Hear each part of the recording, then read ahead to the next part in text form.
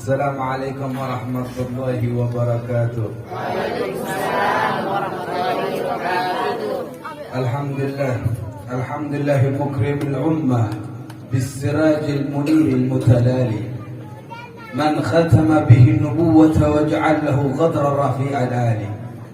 Allahumma adim salawatika ala sayyidina Muhammad habibikal muntagha sayyidukal muttaba' sallallahu alaihi wasallam. Qala Allah Ta'ala fil Qur'anil Karim Subhanallazi asra bi 'abdihi laila. Alhamdulillah, di malam hari ini kita berkumpul untuk merayakan Isra wal Mi'raj Nabi Muhammad sallallahu alaihi wasallam. Ini enggak biasa nih di depan ibu sebenarnya. Yang pertama-tama yang kita hormati kakak saya tercinta sekaligus guru saya yang mendidik saya di waktu kecil. Duluan Mutrik itu ngajarin saya juz amma sebelum saya pesantren. Sampai nangis-nangis dicecer terus buat bisa ngaji. Mudah-mudahan dipanjangkan umurnya. Amin. Wa katsara amsalah wa yurfa' darajatahu fid dunya wa fil ukhra. Amin ya rabbal alamin. Dan tak lupa juga kepada Al-Habib Ja'far bil Faqih, mata'anna Allah bi tuli hayati syarifah wa katsara amsalah. Dan mudah-mudahan dilancarkan segala hajat-hajat. Amin ya rabbal alamin. Dan tak lupa juga kepada segenap para asatidz yang saya tidak bisa sebutkan namanya satu persatu, memang kebanyakan nggak kenal. Nggak kenalnya apa? Jarang ngobrol. Kalau jarang ngobrol maka tak kenal maka tak cinta. Mudah-mudahan tetap cinta sama para ustadz yang di sini. Mudah-mudahan ustadz-ustadz di sini dilancarkan segala urusannya, digabulkan segala hajat-hajatnya, dan dipanjangkan umurnya oleh Allah Subhanahu wa Ta'ala. Malam hari ini kita Isra wal Mi'raj Nabi Muhammad sallallahu alaihi wasallam. Kita kalau mau tahu Isra Mi'rajnya Nabi, itu ribuan pelajaran ada di sini. Cuman otak kita nggak kuat untuk ngambil pelajaran tersebut. Paling 1-2 yang kita ambil. Hikmahnya ribuan hikmah ada di dalam Isra wal Mi'raj Nabi Muhammad sallallahu alaihi wasallam. Dahulu orang-orang kafir Quraisy kumpul. Nabi Muhammad Isra wal Mi'raj itu malam Senin, tepatnya tanggal 27 Rajab. Malam Senin tepatnya tanggal 27 Rajab. Rasulullah sampai sebelum subuh. Selesai Isra Mi'rajnya Nabi itu sebelum subuh sudah selesai. Jarak yang ditempuh harusnya sebulan, tapi sama Nabi cuma sebagian malam. Subhanallazi asra bi 'abdihi laila. Sebagian malam. Allah memberangkatkan Nabi sebagian malam, hanya beberapa jam. Ketika habis subuh, setelah subuh Nabi Muhammad duduk di depan rumahnya dengan wajah yang sangat pusing. Galau, kalau kata kita galau akbar, sangat luar biasa. Kenapa? Karena ada satu yang harus disampaikan di dalam Isra Mi'rajnya Nabi Muhammad. Nabi Muhammad bingung mau disampaikan, takutnya orang nggak pada percaya. Yang harusnya sebulan, tapi Nabi Muhammad hanya beberapa jam. Makanya Nabi Muhammad pusing, takut, tapi ada kewajiban untuk menyampaikan. Bagaimana ujiannya Rasulullah? Luar biasa. Akhirnya pas Rasulullah bengong, pusing, Abu Jahal lewat. Ini musuh ketemu musuh. Kalau melihat musuh apa pusing, senang. Musuh pusing, galau, sedih, mukanya miskin, itu musuh senang melihat kita begitu. Ini Abu Jahal lewat, Rasulullah lagi duduk, disamperin sama Abu Jahal sambil tertawa. Abu Jahal, ini kayaknya Muhammad lagi pusing nih. Ada apa ini? Muhammad lagi pusing kayaknya. Disamperin sama Abu Jahal. Maka syekh ya Muhammad, apakah ada sesuatu di dalam dirimu wahai Muhammad? Kayaknya kamu pusing amat dilihat mukanya. Kenapa? Ada sesuatu di dalam diri kamu? Apa kata Nabi Muhammad? Naam, usriya biya laylah. Sungguh semalam aku diberangkatkan oleh Allah. Ila ain ya Muhammad? Abu Jahal tertawa. Kemana kamu semalam diberangkatkan? Ila Baitul Maqdis. Ke Baitul Maqdis. Ketawa Abu Jahal. Mush ma'qul, enggak masuk di akal. Ke Baitul Maqdis itu sebulan jaraknya, tapi sama Nabi Muhammad hanya sejam. Akhirnya kata Abu Jahal, "In da'utu qaumak atuhaddithuhum bima haddatsani ya Muhammad?" apabila aku panggil orang-orang di sini, kamu berani menceritakan kepada mereka sebagaimana kamu menceritakan kepadaku? Qala na'am, iya kata Nabi Muhammad, akan aku ceritakan semuanya. Dipanggil sama Abu Jahal semua orang kafir Quraisy. Ya ma'syara Bani Ka'ab bin Lu'ay, wahai orang-orang kafir Yahudi Quraisy, orang Arab kumpul, halummu, kumpul kalian. Kumpul itu bahasa Arab apa? Halummu. Kalau memanggil orang halummu, panggil. Kumpul semua kalian. Udah kumpul nih orang-orang. Diceritakan sama Nabi Muhammad. Ini usriya biya Laila, kata Nabi Muhammad. Semalam aku diberangkatkan. Ini orang-orang Arab langsung serentak berkata, ila aina ya Muhammad? Kemana wahai Muhammad? Ila Baitul Maqdis. Ke Baitul Maqdis. Baitul Maqdis itu Masjidil Aqsa, berada di Palestina, Syam maksudnya. Akhirnya orang Arab bilang nih, ada satu orang Arab yang bernama Mat'am bin Adi. Siapa namanya? Mat'am bin Adi. Kita harus memperbanyak sejarah. Jadi supaya cinta sama Nabi Muhammad. Hafalin namanya, jangan nama-nama artis yang dihafalin. Ada namanya Mat'am bin Adi. Mat'am bin Adi ini orang kafir Quraisy. Sangat teliti orangnya. Orang Arab tuh kalau ada apa-apa dites dulu. Tapi kalau orang Indonesia ada orang ngaku Nabi nggak dites, diikuti dulu ya. Makanya subhanallah, hikmah Nabi Muhammad diutus di Arab itu pengetesannya luar biasa. Teliti orang Arab itu. Kata Mat'am bin Adi, ya Muhammad, amruka qabla al-yawm hina sahla. Wahai Muhammad, kemarin kamu bilang kamu utusan Nabi. Kemarin kamu bilang menerima ayat dari Allah itu gampang, masuk di akal. Lakin amruka al-yawm, tapi kamu sekarang bilang diberangkatkan oleh Allah dari sini ke Baitul Maqdis dengan jarak sebulan, itu susah buat masuk di akal wahai Muhammad. Susah buat masuk di akal. Kuntu zahaban wa iyaban. Aku setiap hari pulang pergi dari sini ke Baitul Maqdis, itu jaraknya sebulan. Zahaban wa iyaban. Kita perhati, orang Arab ngomong apa? Zahaban wa iyaban, pergi pulang. Kalau orang Indonesia pulang pergi, pulang dulu baru pergi. Makanya gak heran kalau di Indonesia banyak bang toib nggak pulang-pulang, habis pulang pergi. Kalau orang Arab itu pergi pulang. Tapi kalau orang Indonesia pulang pergi, habis pulang pergi lagi, nggak betah di rumah. Akhirnya kata Nabi Muhammad, na'am, ini usriya bilailah. Iya, semalam aku diberangkatkan oleh Allah. Apa kata Mat'am bin Adi? Kalau memang kamu diberangkatkan oleh Allah, ada berapa tiangnya masjid? Dan ada apa di samping kanan kiri masjid, di depan masjid? Bingung Rasulullah. Kita pergi ke musola, kira-kira tujuannya mau ngapain? Mau sholat. Nabi Muhammad ke Baitul Maqdis, ke Masjidil Aqsa itu cuma sholat sama para nabi yang lainnya, menjadi imam. Jadi Nabi Muhammad nggak sempat memperhatikan tiang. Penting amat perhatikan tiang. Kita jangan dah, kita orang sini ventilasi rumah di sini semuanya ada berapa? Mungkin nggak tahu. Kita cuma lewat doang di sini. Sama kayak di musola, kita tujuan di musola apa? Sholat, ibadah, sujud sama Allah. Nabi Muhammad bingung ditanya kayak gitu. Akhirnya apa? Allah Subhanahu wa taala faji'a bil masjid. Allah datangkan gambaran Masjidil Aqsa kepada Nabi Muhammad. Jadi kayak dimensi seperti itu, diputer terus, ya ada sekian, itu udah takdir Allah. Kuasa Allah Subhanahu wa taala untuk menolongin kekasihnya itu Nabi Muhammad sallallahu alaihi wasallam.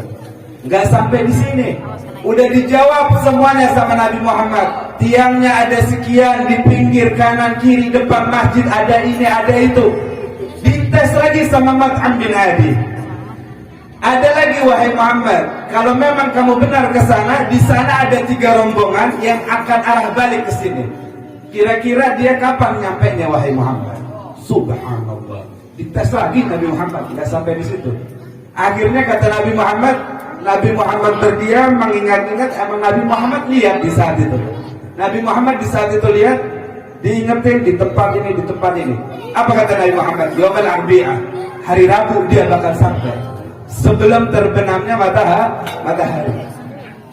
Kata orang kafir Quraisy, ya sudah, kita sekarang bubar, nanti hari Rabu kita kumpul lagi di sini.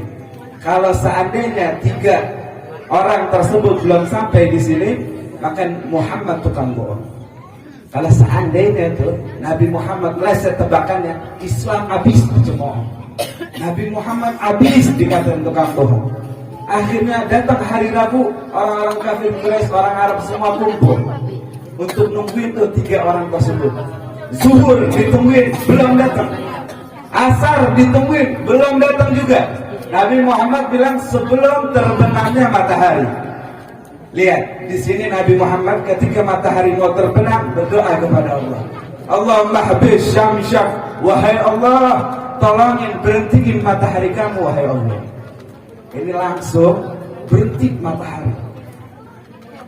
Seandainya dulu itu ada jam, maka sedunia jam ngaco di saat itu. Kenapa? Matahari berhenti. Akhirnya sampai sehingga 3 orang tersebut nyampe. Ketika sampai diperjalankan lagi oleh Allah Subhanahu wa taala. Ini matahari makhluk yang paling taat kepada Allah.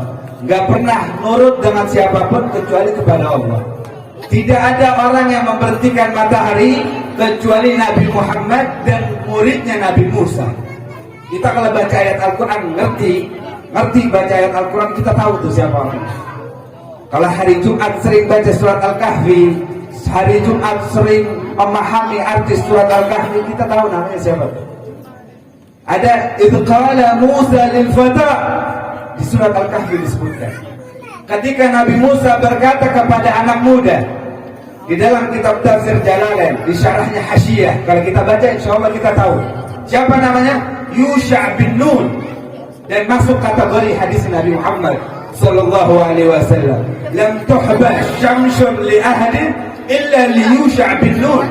Matahari tidak pernah berhenti kecuali hanya untuk Yusha bin Nun. Ini matahari diberhentikan masih wajar, enteng. Tapi Nabi Muhammad bukan matahari saja yang diberhentikan, dibelah ke matahari. Dan ada peneliti yang memang lihat bekas belahan Nabi Muhammad. Jadi begitu agung Isra wal Mi'raj Nabi Muhammad sallallahu alaihi wasallam. Begitu kejam orang-orang kafir Quraisy berkumpul dahulu untuk mencemooh Nabi Muhammad, untuk ngatain Nabi Muhammad, untuk mencaci maki Nabi Muhammad dan tidak percaya dengan Isra wal Mi'rajnya Nabi Muhammad sallallahu alaihi wasallam. Tapi kita sekarang di sini kumpul 100% percaya Isra wal Mi'rajnya Nabi Muhammad sallallahu alaihi wasallam. Bayangkan, makanya kita jadi orang Islam. Ini kalau nggak karena Nabi Muhammad kita nggak bisa kayak gini. Kalau bukan karena Nabi Muhammad nggak bisa. Kemuliaan apa yang kita dapatkan? Sampai Nabi Musa pengen jadi umatnya Nabi Muhammad. Sampai Nabi Muhammad di saat itu naik ke atas langit berjumpa dengan Allah Subhanahu wa taala. Nabi Ibrahim diangkat setinggi-tingginya oleh Allah cuma sampai langit ke-7. Nabi yang lain cuma sampai langit ke-4, tapi Nabi Muhammad SAW diangkat sama Allah dengan setinggi-tingginya. Berarti Allah bertempat, jangan kita pikirin seperti itu. Nabi mau bertemu sama Allah dimanapun bisa. Nabi Musa di Bukit Turi Sinai. Jadi dimanapun bisa. Cuman Allah pengen ngangkat Nabi Muhammad setinggi-tingginya. Makanya diangkat tuh oleh Allah Subhanahu wa taala. Dikasih amanat, in ashku ilaik ya Rabb, kalau saya kangen rindu kepada kamu bagaimana wahai Allah? Karena nggak ada lagi kenikmatan yang sangat luar biasa melainkan melihat Allah. Bagaimana kita tuh melihat Allah? Nanti orang-orang penduduk surga ada yang lagi makan, ada yang lagi ngobrol, ada yang lagi menikmati hidangan-hidangan surga. Tahu ada hati.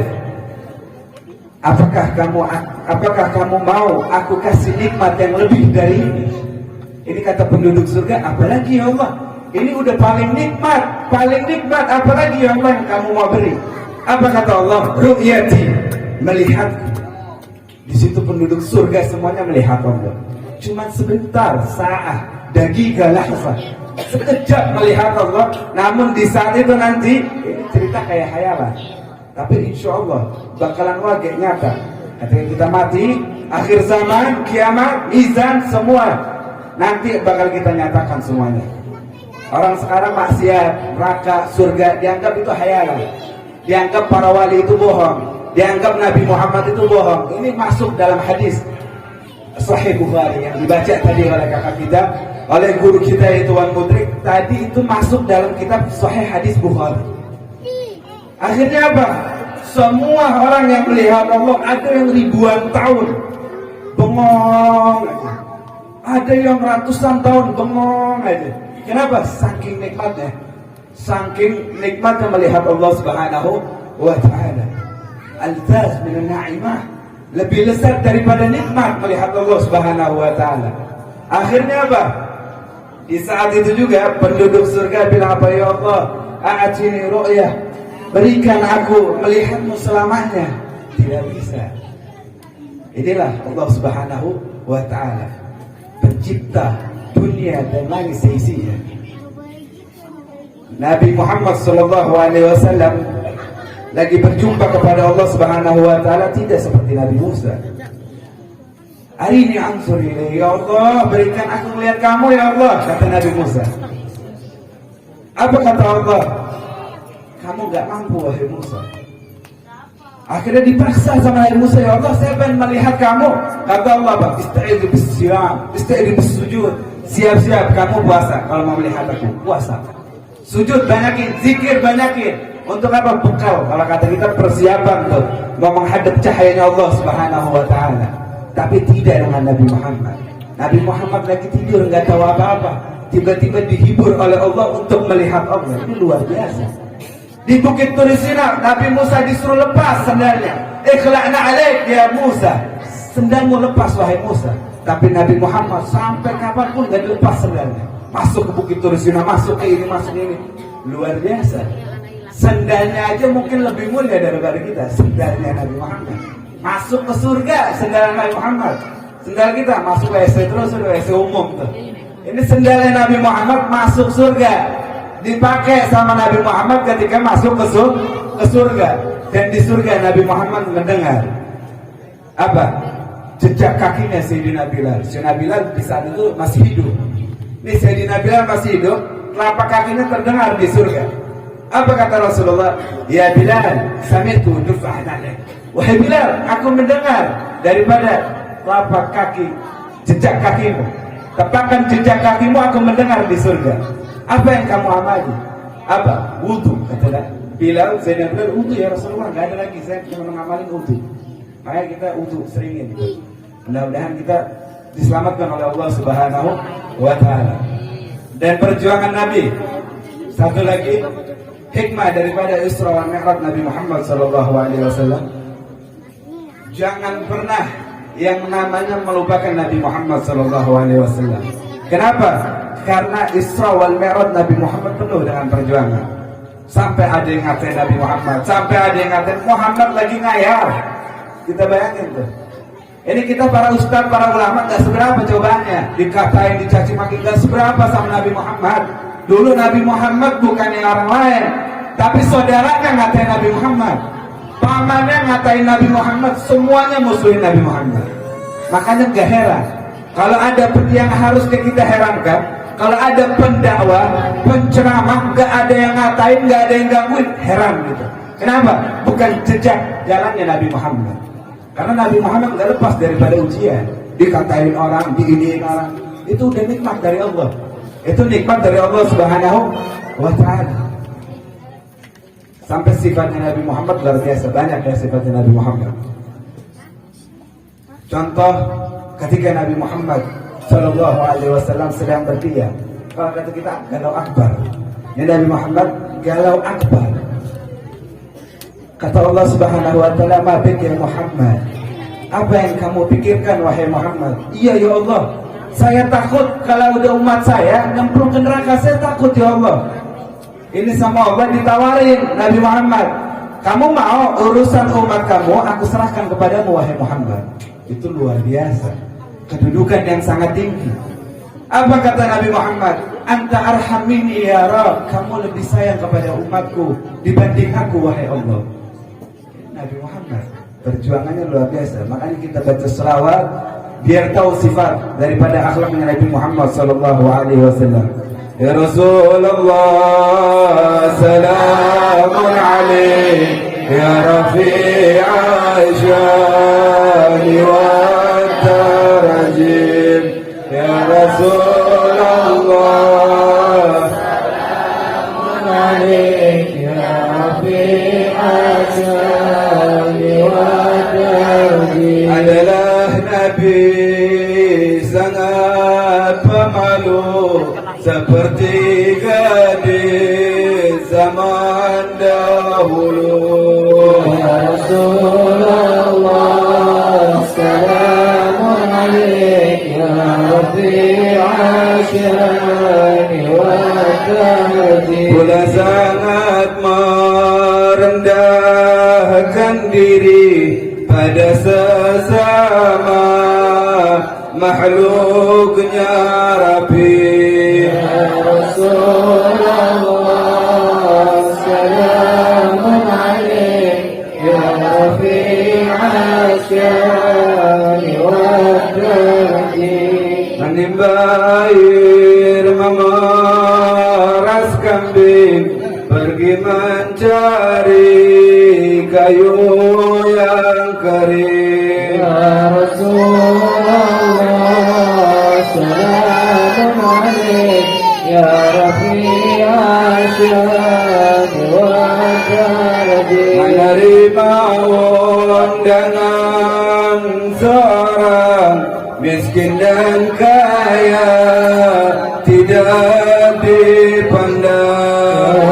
Rasulullah, salamun alaik ya Rafi'al syani wa tahdi. Menengok fakir miskin yang sakit tak dihinakan walau sedikit. Ya Rasulullah, salamun alaik ya Rafi'al syani wa tahdi. Mengikat batu pada perutnya karena menahan sangat laparnya. Ya Rasulullah, salamun alaik ya Rafi'al syani wa tahdi. Bukan tak mampu tapi tak sudi gunung jadi emas buat Nabi.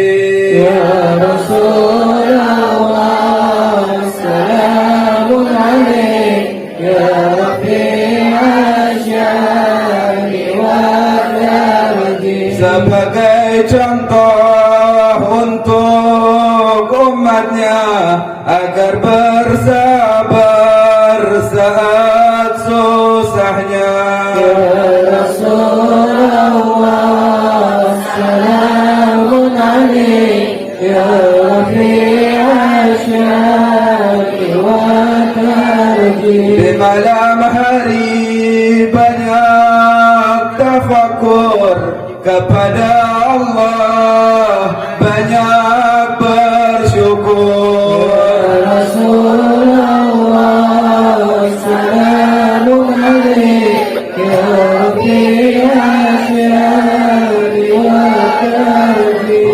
Rabbil alamin. Terakhir, Imam Syafi'i pernah mengatakan al-ghira fi dunya idza kana fadilan taraqqa ala ru'usihim wa yakhtubu wa in kana mithlihi khasu bitiflin yal'abu fi syawari'i. Kalau seandainya pejabat ataupun siapapun orangnya punya pangkat, punya jabatan, kedudukan, apapun yang diperkatain, apapun yang diomongin pasti didengarin. Wa in kana mithli, kata Imam Syafi'i, tapi kalau sepertiku yuqasu bitiflin yal'abu fi syawari'i, akan diukur, akan dipersamakan seperti anak kecil yang sedang main di pinggir jalan, tidak dianggap. Yang kecil tidak dianggap. Imam Hamdan di kitab Maragul Ubudiyah mengatakan, wa kam min saghirin lahadathu inayatun min Allah fahtajat ilaihi al-akabiru. Berapa banyak yang kecil dapat pertolongan dari Allah, berapa banyak yang kecil dapat bantuan dari Allah, sehingga yang besar akan butuh kepada yang kecil. Jadi jangan pernah sombong dengan umur ataupun dengan apapun. Yang tua kalau nggak bisa apa ya sudah, kita hanya makmum dari yang bisa. Terima apa adanya, taslim. Sayyidina Abu Bakar belajar dengan siapapun, Sayyidina Umar belajar dengan siapapun. Sahabat yang baru belajar, Sayyidina Umar minta doa sama Uwais Al-Qarni yang tidak pernah melihat Rasulullah, tapi dengan perintah Rasulullah, ya Umar utlubil doa bi Uwais Al-Qarni. Wahai Umar, minta doa sama Uwais Al-Qarni. Jangan malu, la tastahi minhu. Kalau kata orang Arab, jangan pernah malu dari dia. Selagi kebaikan kita ambil. Mudah-mudahan kita semua berada di bawah benderanya Rasulullah sallallahu alaihi wasallam. Wa la faminkum. Assalamualaikum warahmatullahi wabarakatuh.